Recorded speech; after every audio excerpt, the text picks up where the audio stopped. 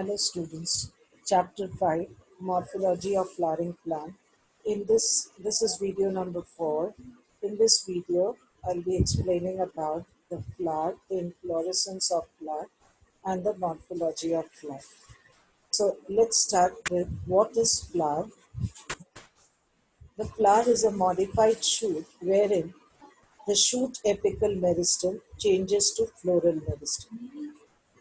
The internodes are short, they do not elongate, and they are condensed on the axis.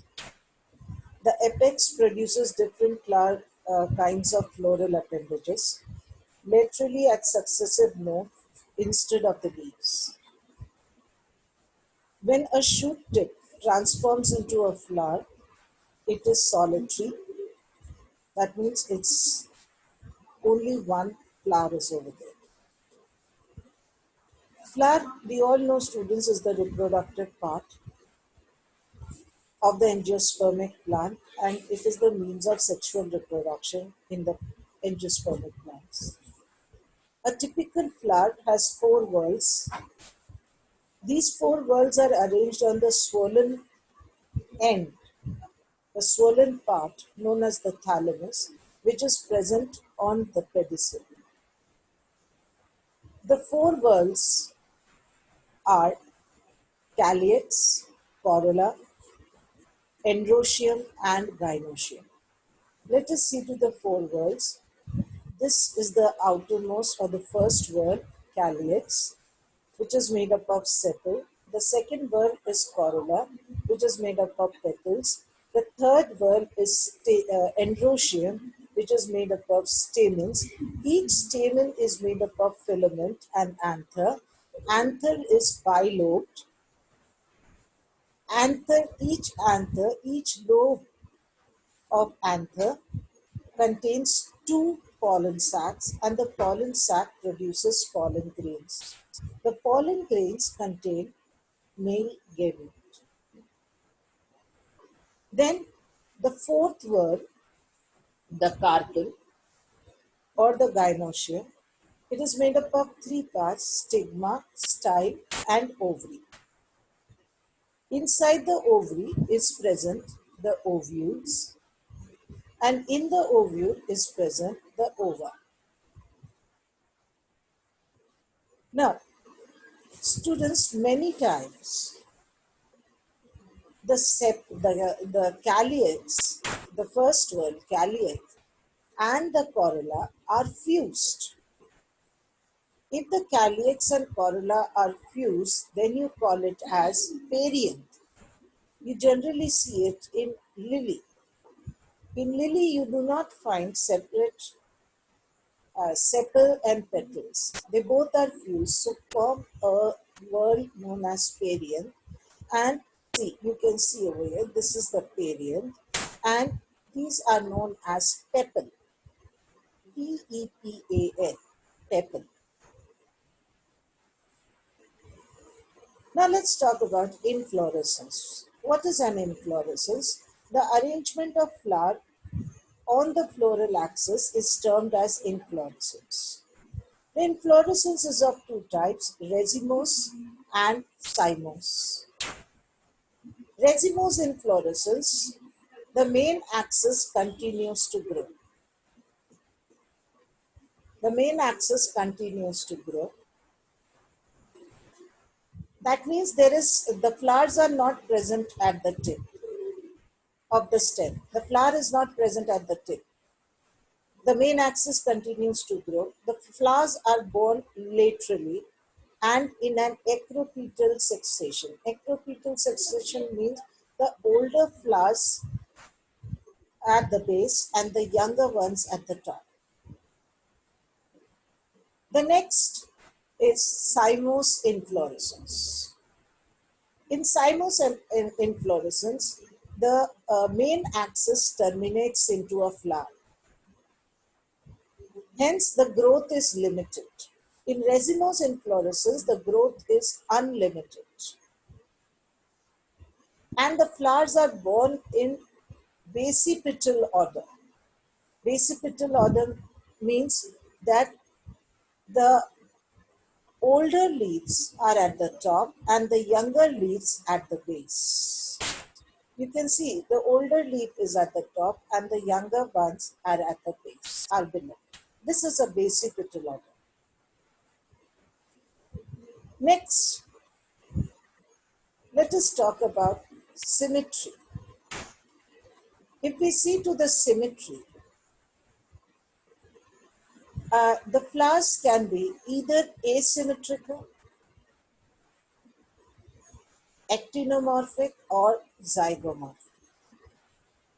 Asymmetrical means the flower cannot be divided into two equal halves through any plane. Actinomorphic, this is actinomorphic. Actinomorphic symmetry, where the flower can be divided into two equal halves through any one plane. It is equal to radial symmetry. Now, this is zygomorphic.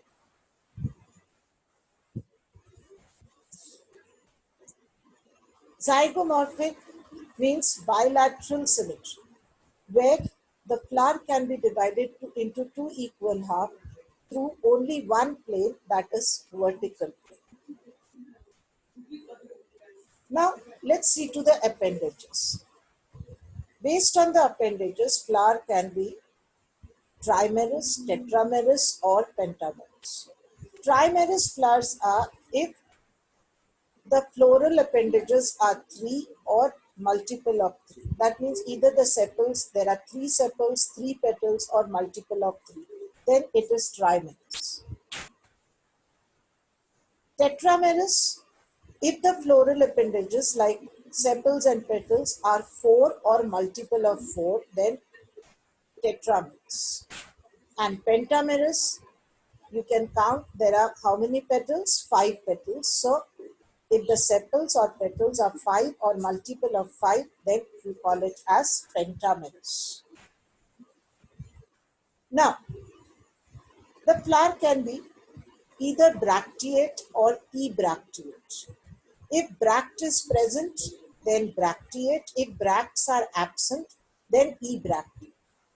What is a bract? Bract is a reduced leaf found at the base of the pedicel.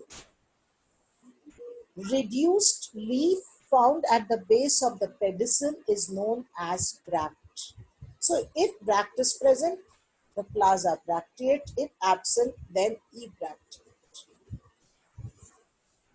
We had seen the first word calyx. It's made up of sepal. This calyx can be gemosepalous or polysepalous.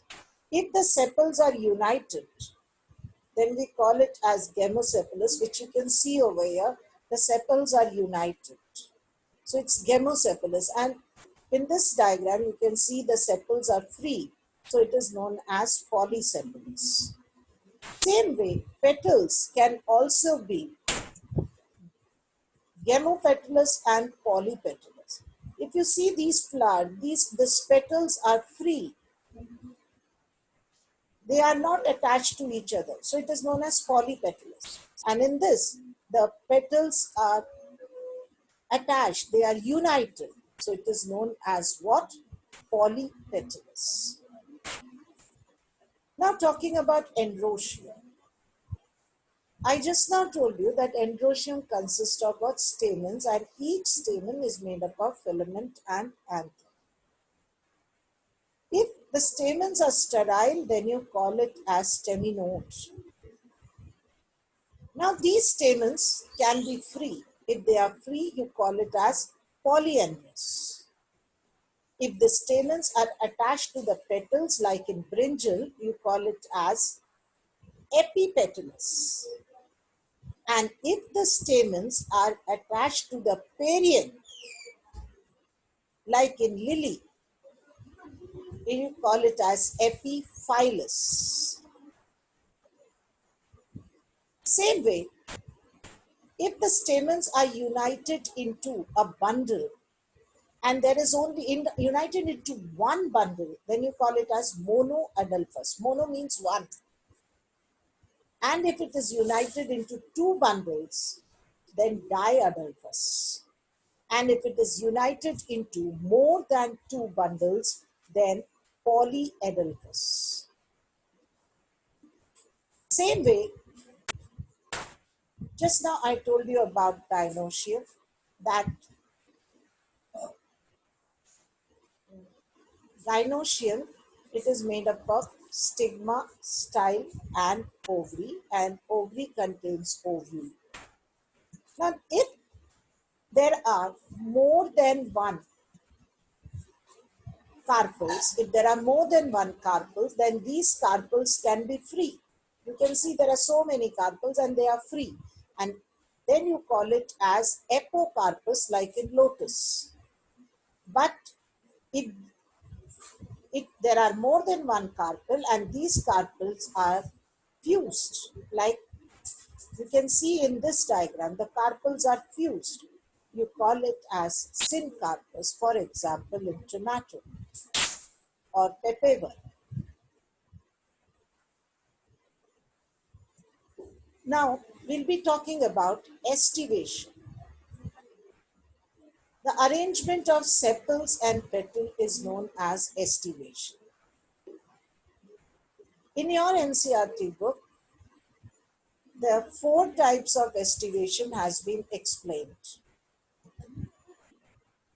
First, velvet. This first one is velvet estivation, in which you can see the petals touch each other, but they do not overlap, like in Calotropis. The second estivation is twisted, where the appendages, sepals or petals, they overlap each other, like in China rose. You can see one end inside and one outside. One margin outside, one inside. So this is twisted. In imbricate, the margins overlap, but there is no definite pattern. You can see this above, this is both the margins are inside, but here one is inside, one is outside. Here both the margins are outside. So in imbricate, the margins overlap, but they do not have any particular pattern. For example, in Gulmohar. The last one, that is the vexillary estivation. Here, there's always 5 petals. The first one is the largest one that overlaps the two lateral one, and the two lateral petals, they overlap the two anterior most and the smallest petal, and these two anterior most petals are united. So this is known as vexillary. Next, let us talk about plesentation. Plesentation is arrangement of ovules in the ovary. Now, in this, there are 5 types of plesentation discussed. Marginal plesentation, axial plesentation, parietal plesentation, precentral plesentation, and basal plesentation. In marginal plesentation, the placenta forms a ridge along the ventral suture of the ovary, and the ovules are borne on the ridge, forming 2 rows. For example, in P. Next,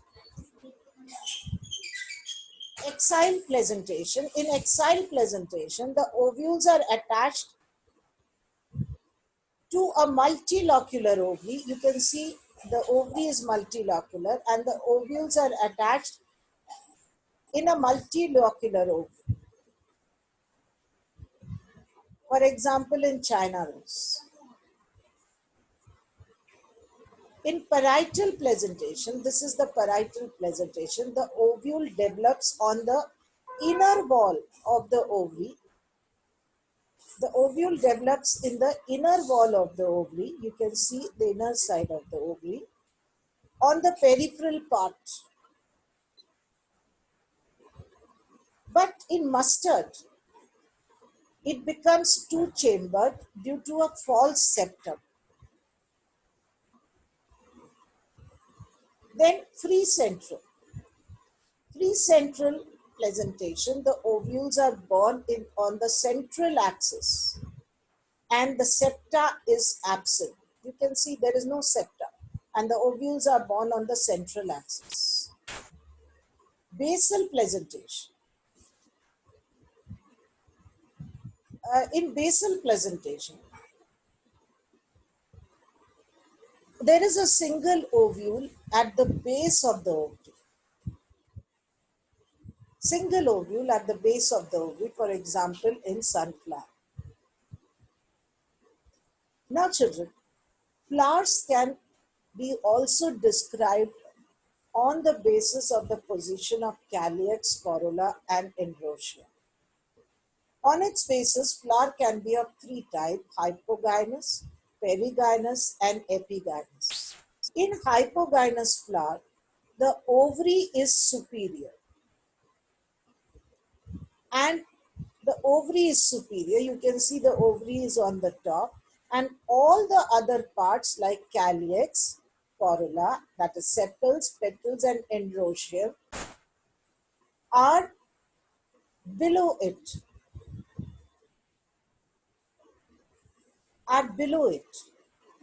So this is what hypogynous flower. Ovary is present above these parts, floral parts.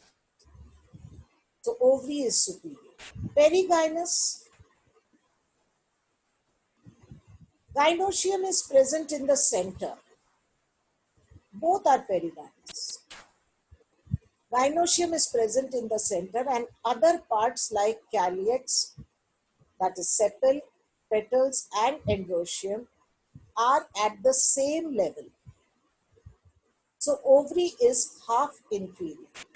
Whereas in epigynous, you can see the ovary is enclosed in the thalamus.